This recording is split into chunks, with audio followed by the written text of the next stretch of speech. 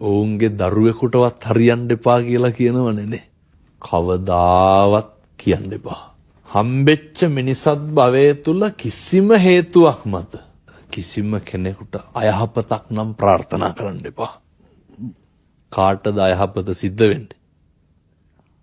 ඒක Tamanට මුණ දෙන්න වෙන්නේ. ඔය තොපි අපේ ඇස් ඉස්සරහම විඳවන්න ඕන කියලා සමහර ඔය දෙස් දෙවල් දෙනවනේ මිනිස්සු හරියට. කවදාවත් පින්නතුනේ එහෙම කියන්න එපා. ඕකට කවුද වග කියන්න ඕනේ? ඒකට කවුද මුණ දෙන්න ඕනේ?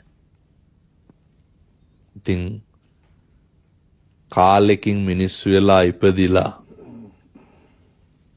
අපි හිතාගෙන ඉන්නේ අපිට කොච්චර කාලයක් යනකම් කතා කරන්න පුළුවන් වේද? කොච්චර කාලයක් ඇවිදින්න පුළුවන් වේද? මේවා බොහොම මේ සීමිත කාලයකට තියෙන්නේ. මේ ඉන්ද්‍රියන් ටික මෙහෙම හොඳට වැඩ කරන්නේ බොහොම පුංචි කාලයයි. මේ පුංචි කාලය තුල මේකෙන් ගත යුතු දේ තියෙනවා. මේ සංසාර විමුක්තිය පිණිසනේ භාග්‍යවතුන් වහන්සේ උගන්වන්නේ. ඉදම් මේ පුඤ්ඤ කම්මං ආසවක්ඛ්‍යා වහං හෝතු සබ්බ දුක්ඛා පමුච්ඡතු.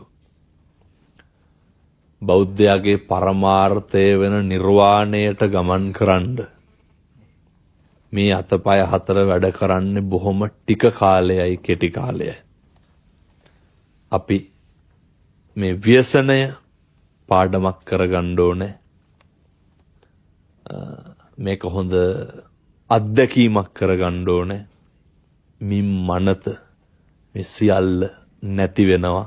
සත්පුරුෂෝ විදිහට ඉන්න ඕනේ කියන එක තදින් අවබෝධ කරගන්න.